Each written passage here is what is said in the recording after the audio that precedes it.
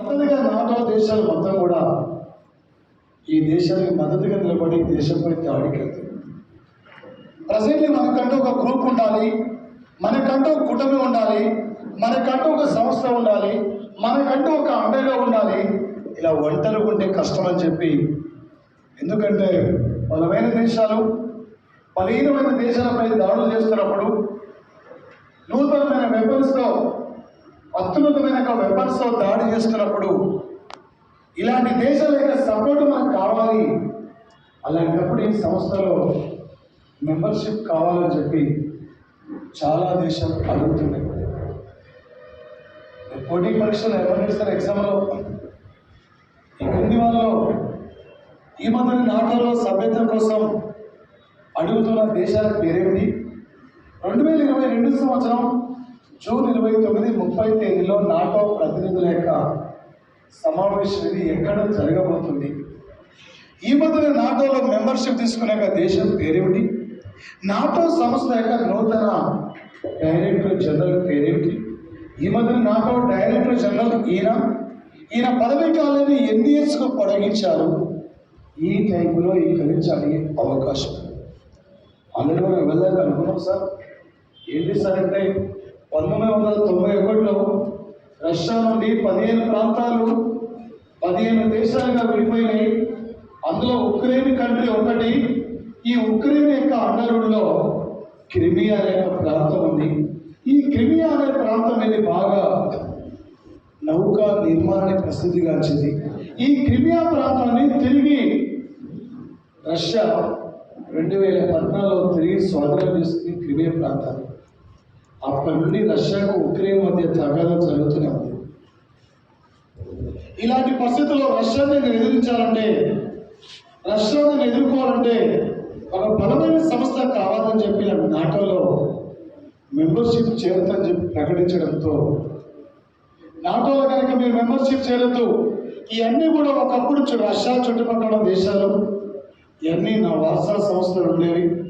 Warsaw సంస్థ ఇది close అయిన తర్వాత 1991లో రష్యా నుండి 15 ప్రాంతాలు 15 దేశాలుగా విడిపోయిన తర్వాత వార్సా సంస్థ క్లోజ్ అయిపోయింది. నాటో అదేవిధంగా కంటిన్యూ అవుతుంది. నాటో ఇక్కడ ఈ దేశాలు కనుక మెంబర్షిప్ చేరితే ఈ దేశాల యొక్క మద్దతు, ఈ దేశాల యొక్క సరిహద్దుల్లో ఉండి తమపై దాడికి వచ్చే అవకాశం ఉంటుంది అనే లక్ష్యంతో రష్యా ఆలోచించి, రష్యా ఇదంతా కూడా అమెరికా ఆడిస్తున్న నాటకం, ఇదంతా కూడా అమెరికా చేస్తున్న విధానం. కాబట్టి రష్యాను బలహీనపరచాలి, అంతర్జాతీయ సమాజంలో రష్యాను ఇబ్బంది పెట్టాలి. తనకు వ్యతిరేకంగా ఉన్న ఏకైక దేశం, తనతో తీపిగా పోరాడగలుగుతున్న దేశం రష్యా. కాబట్టి ఈ రష్యా యొక్క దేశాన్ని బలహీనపరచాలి, ఇబ్బంది పెట్టాలనే లక్ష్యంతో వ్లాదిమిర్ అంటే జెలెన్స్కీతో అమెరికా చేతులు కలిపి, ఏం కాదు నువ్వు వెళ్ళి యుద్ధానికి, నేను సపోర్ట్ చేస్తా, నేను అండగా నిలబడతా అని చెప్పి అమెరికా చెప్పింది. కానీ నిజమే అనుకున్నాడు. కానీ అమెరికా నాటోలో ఇంకా మెంబర్షిప్ ఇవ్వలేదు. నాటోలో ఉన్న దేశాలు వ్యతిరేకిస్తున్నాయి. ఉక్రెయిన్ రండి మీకు సపోర్ట్ చేస్తామని చెప్పిన అమెరికా, నువ్వు దేశం విడిచి పారిపోయిరా,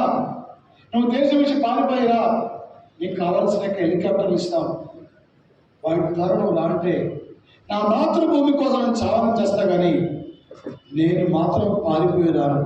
నా ప్రజలకు నేను అండగా నిలబడతా, నా ప్రజల కోసం నేను అండగా ఉంటా తప్ప, కానీ నేను రాను, నేను చనిపోతే ఇక్కడే చనిపోతా అని చెప్పి జెలెన్స్కీ అంటాడు.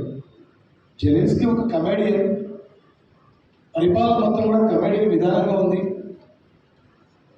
అక్కడ జర్నలిస్టులు పత్రికా విలేకరులు ప్రశ్నిస్తే నాకే మీరు ఎదురు జవాబు చెప్తారని చెప్పి పత్రికలు అన్నింటినీ నిషేధించిండు. టీవీ ఛానల్ మొత్తాన్ని ఆపేసిండు. రష్యాకేమో మిగులు పడడం లేదు, అమెరికాతో స్నేహం. ఇలాంటి పరిస్థితుల్లో ఆపరేషన్ మిలిటరీ పేరుతో రష్యా యుద్ధాన్ని ప్రారంభించింది. ఇప్పటి వరకు 3 సార్లు బెలారస్లో శాంతి చర్చలు జరిగితే 3 సార్లు ఈ చర్చలు విఫలమైనవి. మన టర్కీలో ఈ చర్చలు సఫలం కావడం జరిగింది. అప్పటికి నేను లిఖితపూర్వకంగా నాటోలో నేను చేరబోనని చెప్పి నాకు రాసిస్తేనే నేను మీకు యుద్ధాన్ని విరమిస్తానని చెప్పి రష్యా ఈరోజు అంటుంది. ఇంకా కంటిన్యూ అవుతుంది. 20,000 మంది భారతీయ విద్యార్థులు ఉక్రెయిన్లో ఉన్నారు. చదువుకోనిక ఉద్యోగాల కోసం వెళ్ళారు. మన దగ్గర ఒక ఎంబీబీఎస్ ప్రైవేట్ సీట్ కొనాలంటే 2.5 కోట్లు 2 కోట్లు అవుతుంది. అదే ఉక్రెయిన్లో ఒక ఎంబీబీఎస్ కంప్లీట్ కావాలంటే 60-70 లక్షల్లో కంప్లీట్ అవుతుంది. అందుకే మన వాళ్ళు చాలామంది అక్కడ ఎంబీబీఎస్ చదువుకోవడానికి వెళ్ళి అక్కడే ఉంటుంటారు.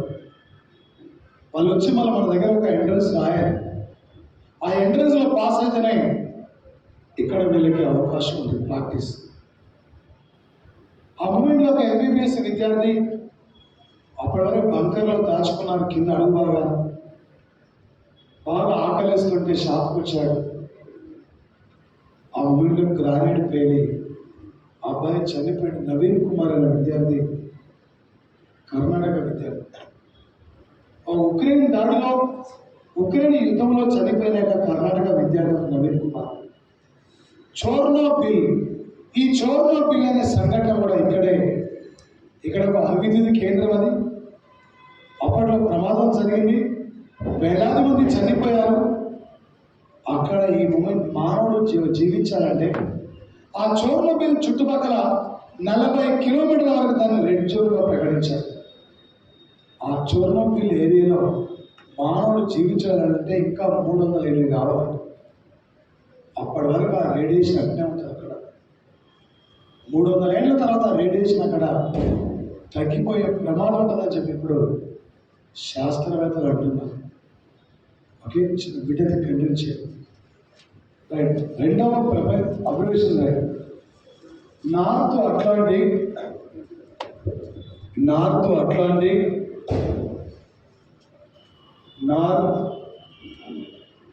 Atlantic Treaty organisation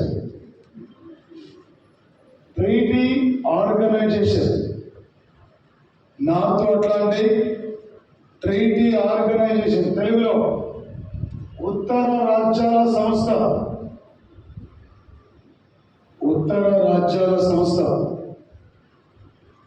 next bit right sir. రెండవ ప్రపంచ యుద్ధం అనంతరం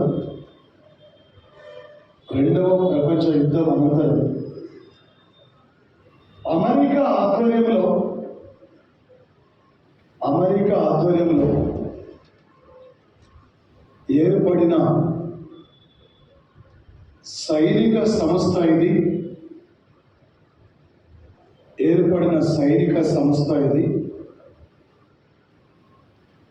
ఈ సంస్థ ముఖ్య ఉద్దేశం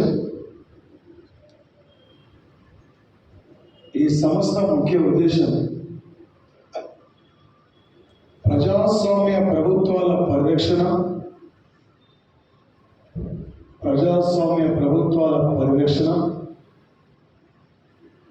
ప్రపంచ శాంతి కోసం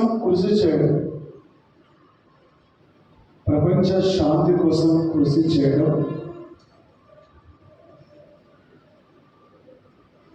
ఈ సంస్థను స్థాపించిన సంవత్సరం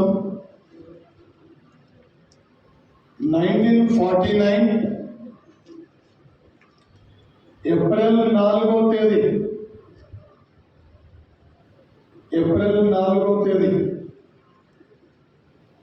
2019 సంవత్సరం ఏప్రిల్ 4 నాటికి, నెక్స్ట్ బిట్ 2019 ఏప్రిల్ 4 నాటికి ఈ సంస్థ ఆవిర్భవించి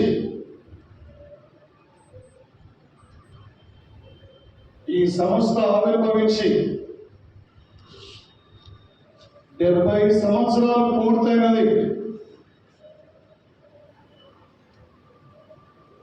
70 సంవత్సరాలు పూర్తయినది.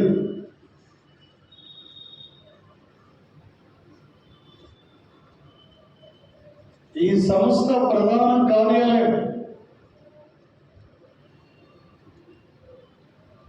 ఈ సంస్థ ప్రధాన కార్యాలయం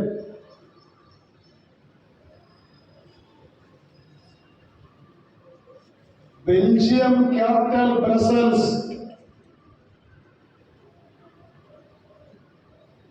Belgium capital Brussels.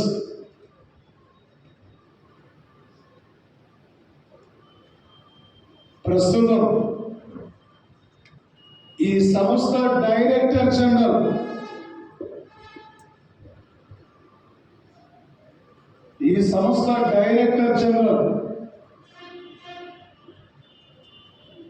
James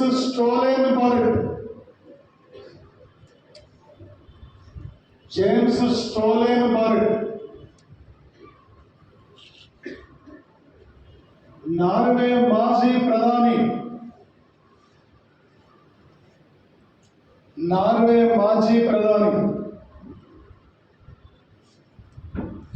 next bid. ఇతని పదవీ కాలాన్ని 2023 డిసెంబర్ 31 వరకు, 2023 డిసెంబర్ 31 వరకు పొడిగించారు.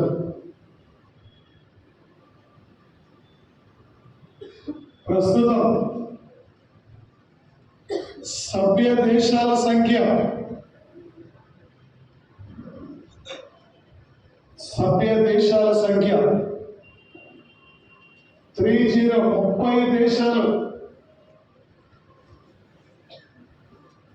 2020 సంవత్సరంలో సార్ 2020లో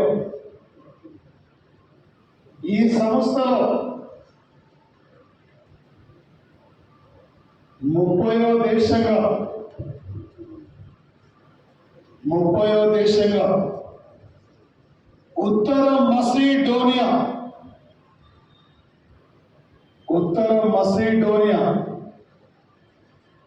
సభ్యత్వాన్ని స్వీకరించినది.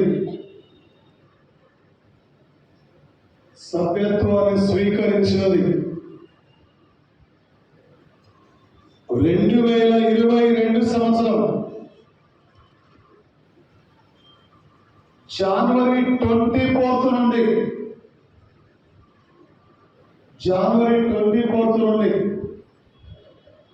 ఫిబ్రవరి 4 వరకు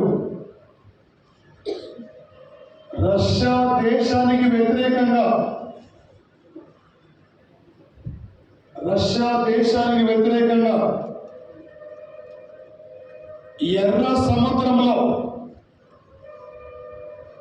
ఎర్ర సముద్రంలో ఆపరేషన్ నెప్ట్యూన్ పేరుతో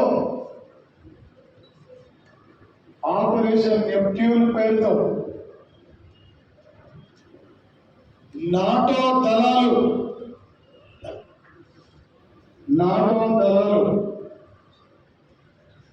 navy విన్యాసాలను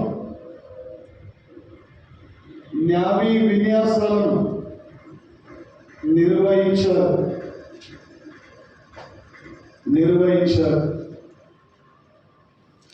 next bit important sir. 2022 సంవత్సరం జూన్ 29-30 తేదీలో 29-30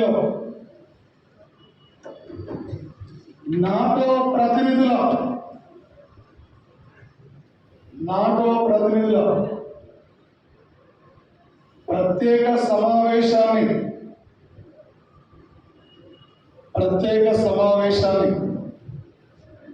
స్పెయిన్ రాజధాని మాడ్రిడ్లో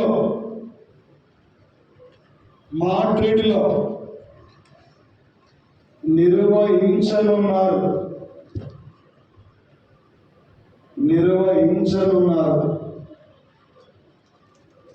నెక్స్ట్ 2022 సంవత్సరం ఫిబ్రవరి 24 నాడు ఆపరేషన్ మిలిటరీ పేరుతో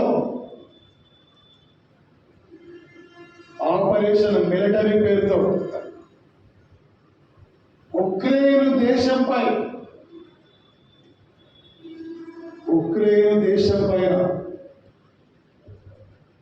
రష్యా యుద్ధాన్ని ప్రారంభించినది. రష్యా యుద్ధాన్ని ప్రారంభించినది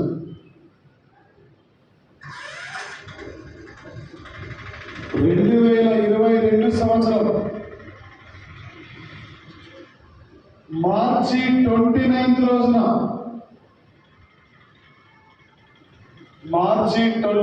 రోజున టర్కీ రాజధాని ఇస్తాంబుల్లో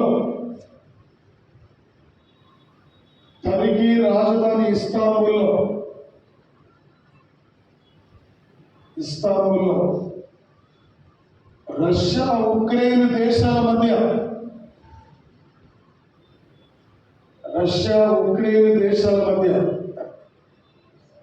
శాంతి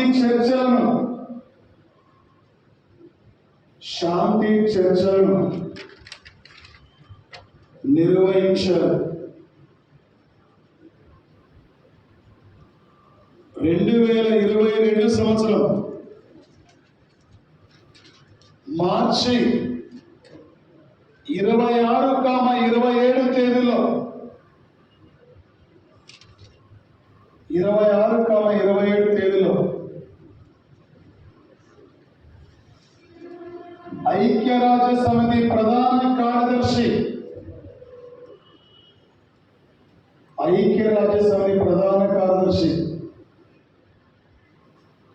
ఆంటోనియో గుటెరస్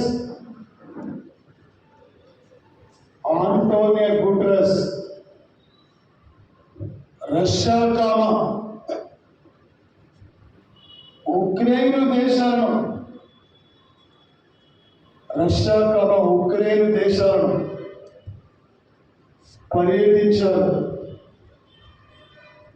ఉక్రెయిన్ దేశాలను పర్యటించారు. నెక్స్ట్ 2022 సంవత్సరం మే 13వ తేదీన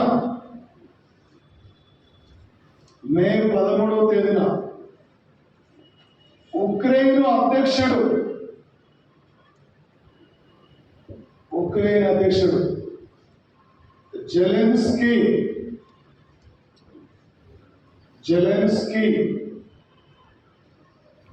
అమెరికా దేశం నుండి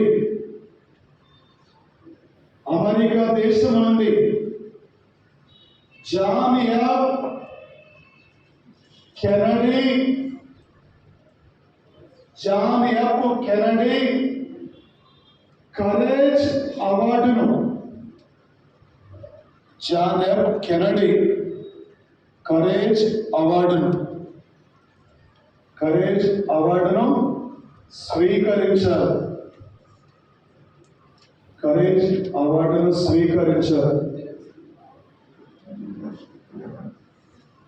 2022 మే 13. 22 రాస్తారా 20 రాస్తారా మేడం? 22గా 20 రాసలేదు మేడం. నెక్స్ట్ 2022 సంవత్సరం నెక్స్ట్ 2022 ఫిబ్రవరి 27 రోజున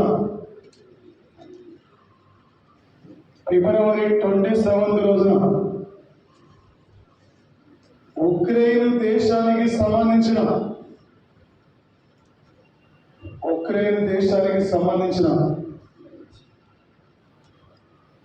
ఐరోపా ఖండంలోనే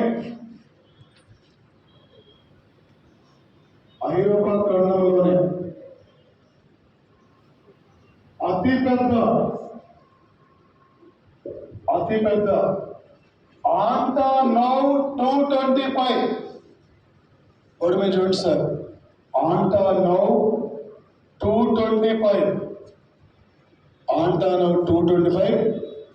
ప్రయాణికుల విమానం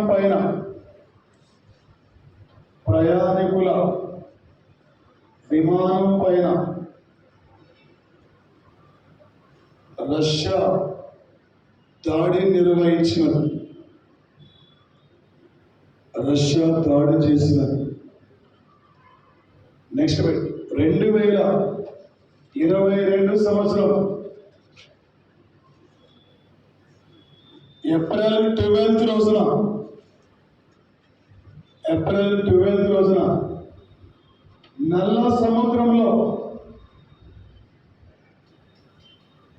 నల్ల సముద్రంలో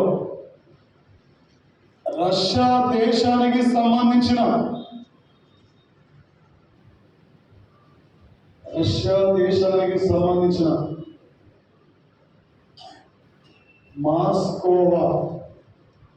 మాస్కోవా యుద్ధ నౌకపై పైన ఉక్రెయిన్కు సంబంధించిన నెప్ట్యూన్ క్షిపణి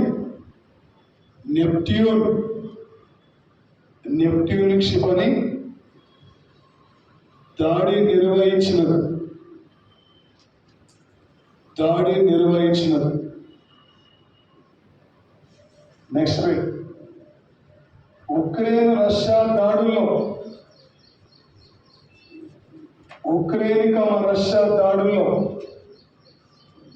మరణించిన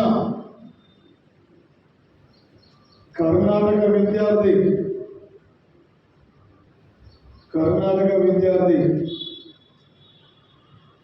నవీన్ కుమార్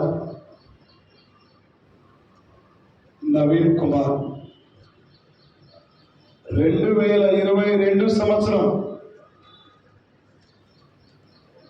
ఫిబ్రవరి 26 రోజున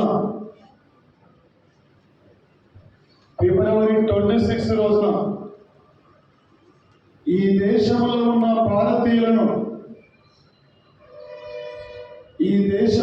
భారతీయులను ఆపరేషన్ మిషన్ గంగా పేరుతో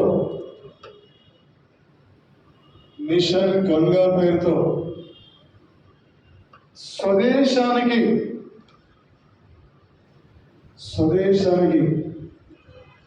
కేంద్ర పౌర విమానయాన శాఖ తీసుకువచ్చారు.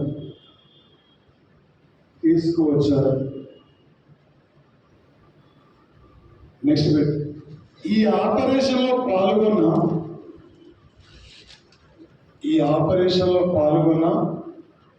విమానాలు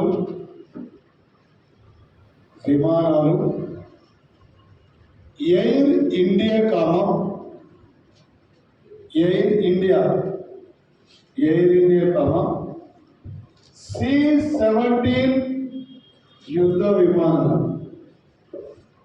C-17 యుద్ధ విమానాలు